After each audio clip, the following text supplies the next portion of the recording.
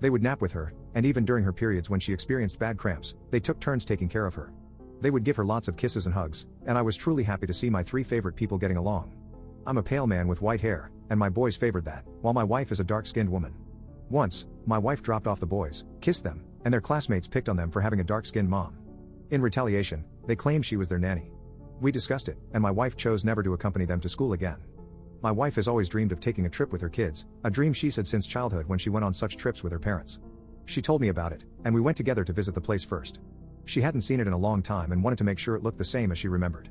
Additionally, she wanted to avoid any trust issues since the last time she suggested a place she used to love, we ended up in an X-rated place for disabled people. She was even more excited to take the boys, and she made matching clothes for them, with the boys helping her. 5 months ago, I celebrated my 7-year wedding anniversary with my wife and posted about it. It was great until one of my kids' classmates found it and showed it to the rest of their class. As a result, my boys started getting picked on for having a dark-skinned mom. They were lashing out at my wife, saying very racist and disrespectful things to her. 2 months later, I received a call from a woman claiming to be the mother of my children, and surely enough, it was true. We'll call her Bella. She came back, expressing a desire to check up on the boys and see how they were doing. I talked to my wife about this, and she thought it would be good for the boys to meet their biological mom.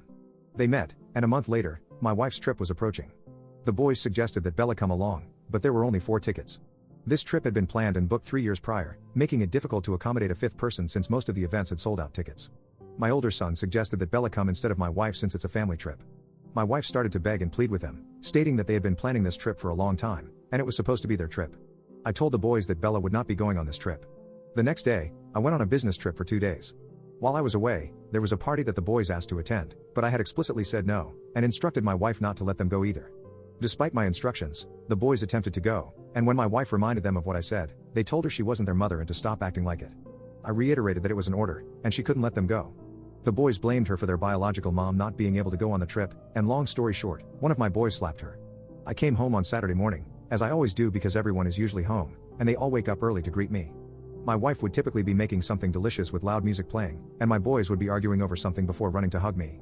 This time, when I came home, the house was quiet, and no one was downstairs. I went to check on the boys, and they were in a bad mood. I then found my wife in bed, just laying there.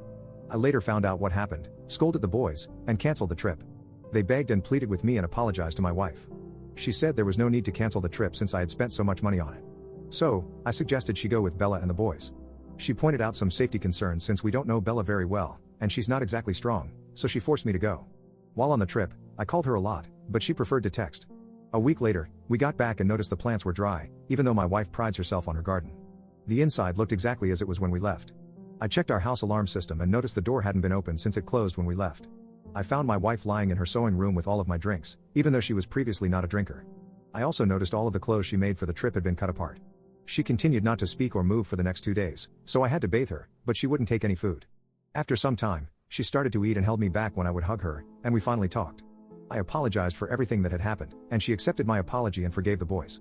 I noticed that in the 2 days that followed, she didn't really speak to the boys like she used to. She hadn't hugged them, kissed them, or made any cute comments about how much she loved them. A Friday also passed, and she usually has game nights, but she hasn't. I confronted her, and she told me she wasn't their mother, and her job was to make sure they were taken care of, and she wasn't hurting them in any way. It has been like that since. The house is quiet, our relationship is back to normal, and she's affectionate towards me and everything, but she's not like that with the kids. A backstory about my wife: she has always wanted kids. She specifically wanted only 2 kids because she didn't want to drive a minivan.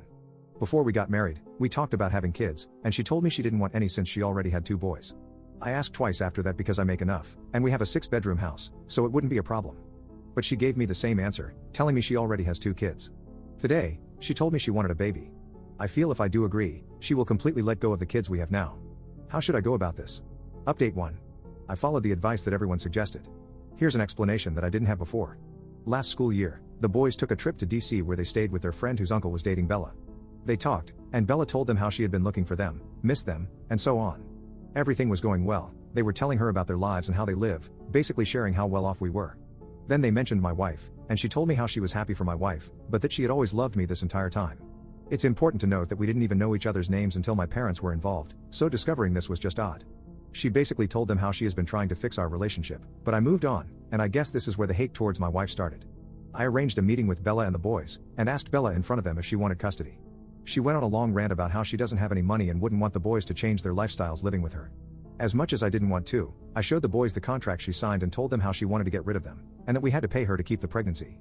I told her that since she wanted to be in the boys' lives, I wouldn't mind it, but we could have split custody, and I wouldn't pay her any child support, and the boys are being cut off financially until they can earn it, so she won't have access to my money. She agreed in front of the boys and left, saying the boys can come stay with her in DC. We haven't heard from her since, and we later found out that she's blocked both me and the boys on everything. Both boys will be going into therapy to address their issues with bullying and this entire situation, something I should have done a long time ago, I know. My wife said she doesn't hate me or the boys, but that trip is still something she wants to do with her kids. She still loves the boys and has told me how sad she feels when she sees them trying to call Bella. I know that right now, they just want to be held by her, but I don't think that's something my wife wants to do, and I'm certainly not going to make her. I'm sending her to Florida for the moment, so she can be away from this, and we can get therapy. Hopefully, when she's back, she will feel a difference, and we can move on from this for something better.